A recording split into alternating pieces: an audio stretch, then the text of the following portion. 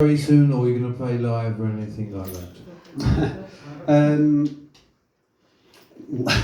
Well, which part of that shall I answer first? Any order. In terms of playing live, I can't really say. Next summer, or they're going to do a short tour. I'm guessing next year. Yeah, I'm under strict instructions. But in terms of new music, I feel actually really hopeful about. I think there's a great sort of. That's actually quite a big subject in its own right. But I feel like there's a lot of there's a really good energy in the band at the moment, and we're sort of. I think the kind of COVID era has given us a lot of time to think about sort of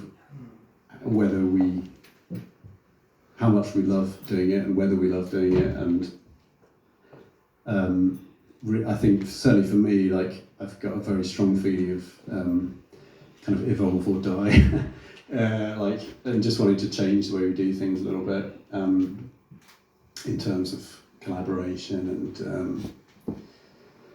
and the creative process. Sorry, it's the question, but my point is that I'm hopeful that is leading somewhere really cool. Do you think when you say a kind of change creatively, perhaps a sort of a different sound in some way you would like to do if you do something else? Possibly. I guess I'm thinking more about do you know what it is? One of my favourite things to happen over the last few years was the Get Back documentary. I don't know if you guys saw that. Yeah, I saw most of it. It was nearly 2 years ago now, I think, actually. Really interesting. I'm sure quite a lot of you have seen it on Disney Plus. But yeah?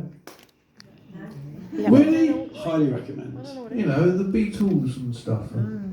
I think, I don't know if it's just like, I've always been a big Beatles fan anyway, but I also think being in a band and kind of growing up, idolising, not just, listening to their music and thinking, that's amazing, but also sort of idolising their process and studying that a lot and being inspired by it. To actually see that in such a detailed way, was, something I thought I would never see. I think a lot of people felt like, well, you're never going to see the Beatles in the studio writing a song, and then suddenly it's happening there. I found it very emotional. But the thing I really took away from it, and I later found out that Tom had the same experience, was that even through all their ups and downs that they're going through in that period, their collaborative sort of openness when they were together was really, I found, incredibly inspiring. They were so open to each other's ideas, and it didn't matter who came in.